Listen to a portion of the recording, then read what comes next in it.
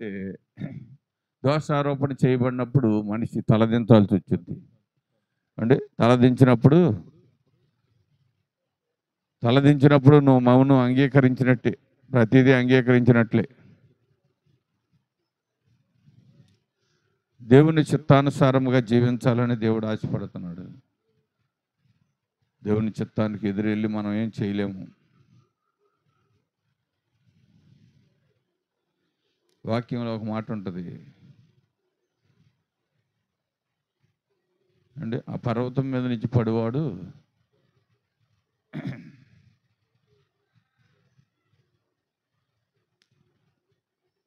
నలైపోవును, తునకలవును, కానీ అది ఎవరి మీద పడునో వారు నలైపోతారని ఉంటుంది. నువ్వు దేవుని పర్వతంతో ఆటలాడొద్దు. పడితే తునకలైపోతావు. లేదు, అది తిరగబడిందంటే నలైపోతాం. నలైపోయినాక మనం ఏమీ చేయలేము. దేవుని పర్వతం మీద మనం గృహాలు కట్టుకోవాలని దేవుడు ఆశపడుతున్నాడు. నా బండ మీద నీ రాజ్యాన్ని కట్టమని అడిగాడు పేతుర్ని. బండ మీద పునాది వేయగలవా? నా గొర్రెలను కాయగలవా? నా రాజ్యాన్ని స్థాపించగలవా?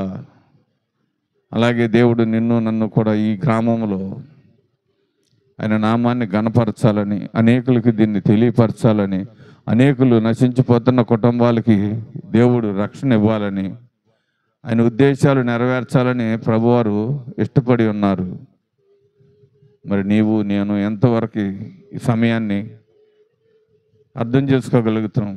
సమయం ఎంతవరకు మన కొరకు సిద్ధం చేయబడిందో గ్రహించగలుగుతున్నాము? జాగ్రత్తగా ఆలోచించండి. మొదట మనల్ని మనం పరీక్షించుకుందాం.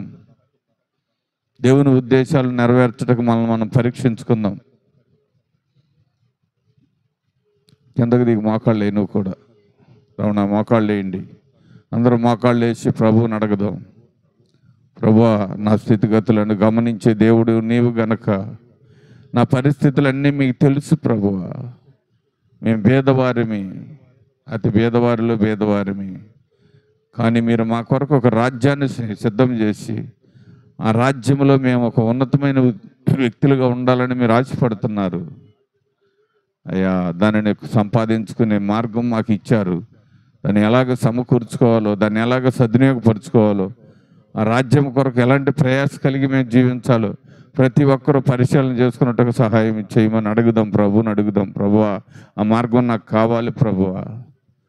ఆ మార్గంలో నేను నడవాలి ప్రభువా. ఆ మార్గం నా చిత్తం, నీ చిత్తాన్ని కొనసాగించే మంచి యోగ్యత నాకు ఈ ప్రభువా. ఇదే సమయం దాటిపోతున్నా. బర్తలోమి అడుగుతున్నాడు, అయ్యో దావీదు కుమారుడా, నన్ను కరుణించు.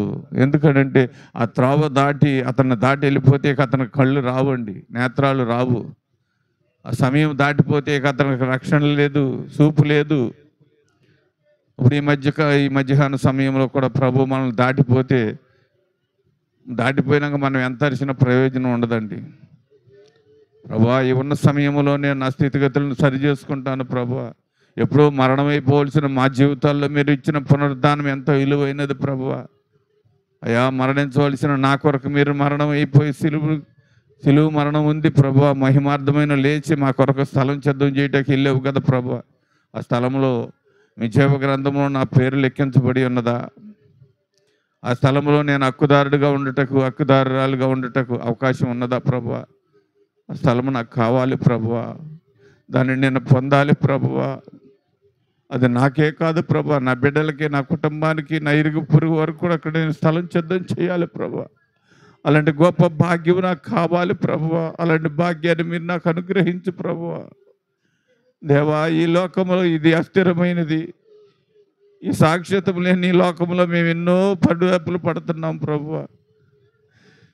అయ్యా, దీని నుండి ఎత్తుకెళ్ళేది ఏమీ లేదు ప్రభువా. ఒంటి మీద వస్త్రం కూడా మాతో రాదు ప్రభువా. జీవాధిపతి, నీ జీవపు గ్రంథంలో మా పేరు లెక్కించబడాలి అయ్యా. నీ ఉన్నతమైన ఉద్దేశాల్లో మా జీవితాలు కొనసాగాలని ప్రభువుని అడుగుదాం. ఒక 2 నిమిషాలు ప్రార్థన చేద్దాం. ఎవరు మౌనంగా ఉండొద్దు. సమయం అయిపోతుంది. సమయం ఉండగానే సద్వినియోగపరచుకోమని చెబుతున్నాడు దేవుడు.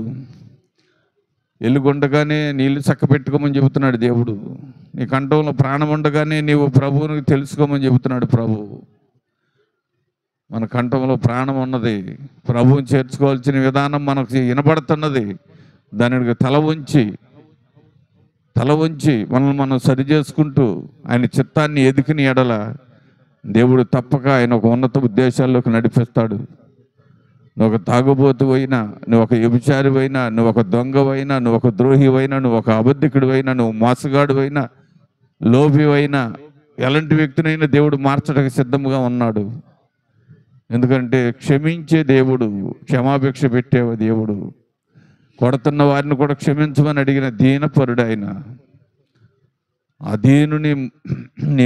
దీనుడు ఇంటాకి ఇష్టపడుతున్నాడు. దీనమైన పెదవులతో ప్రభు దగ్గరికి వస్తే ఆయన తప్పక నిన్ను చేర్చుకుంటాడు.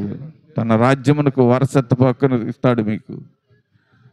మన స్థితిగతులను సంపూర్తిగా ఒప్పుకోవాలి. యవనస్తులైన వారు కూడా నోరు తెరవాలి. ఎవరు పెదాలు కదిలినట్టు వినపట్ల, శబ్దం కూడా రావట్ల. ఏదో వేడిగ్గా వచ్చాము అనే పరిస్థితులు ఎన్నడూ మనం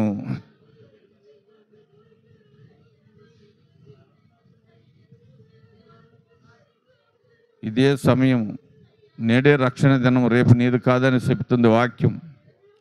ఈ క్షణం దాటితే మరొక క్షణం ఉందో లేదో తెలియదు. ఏ క్షణంలో ఏం జరుగుతుందో తెలియదు. దేవుడు మనకు అప్పగించిన పనిని మనం ఎలాగ నెరవేర్తించాలో దేవుడు ఒక మంచి గ్రహింపు, జ్ఞానం ఇచ్చడానికి సిద్ధముగా ఉన్నాడు. దేవుని చిత్తాన్ని నీవు నేను ఎదకాలి, లోబడాలి.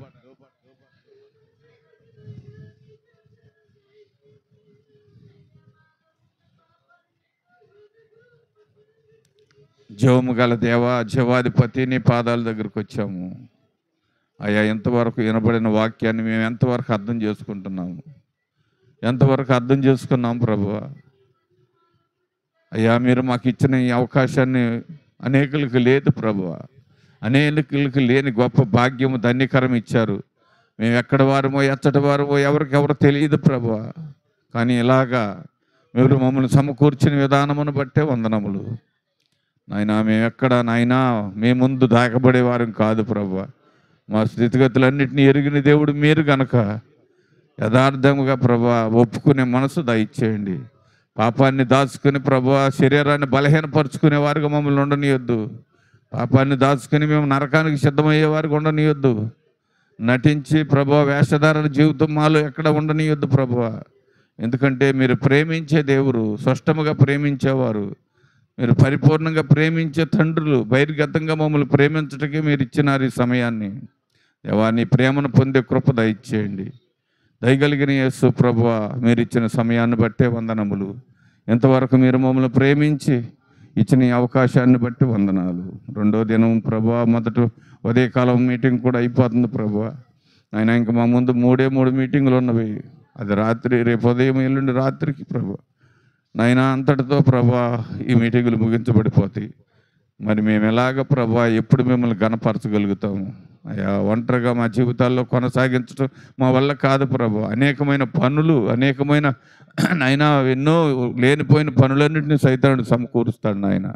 అయ్యా, ఈ అవకాశాన్ని పోగొట్టుకోకుండా చేజార్చుకొనుకో. నీ చిత్తం చేయగలిగిన మంచి ఉద్దేశాలే ప్రతి ఒక్కరి బిడ్డలకి మీరు అనుగ్రహించండి.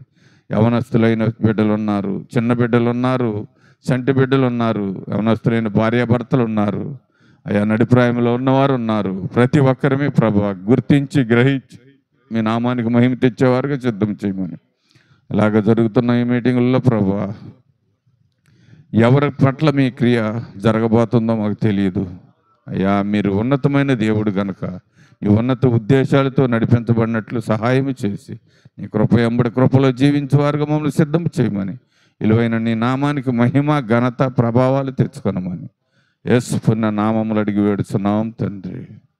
మన తండ్రి యొక్క కుమారుని కృపయు పరిశుద్ధాత్మ దేవుడు ఎల్లప్పుడూ సదాకాలము ఈ గ్రామం మీద, ఇక్కడ ఉన్న ప్రతి బిడ్డ మీద, విడిచి వచ్చిన గృహాల మీద ఉండును గాక.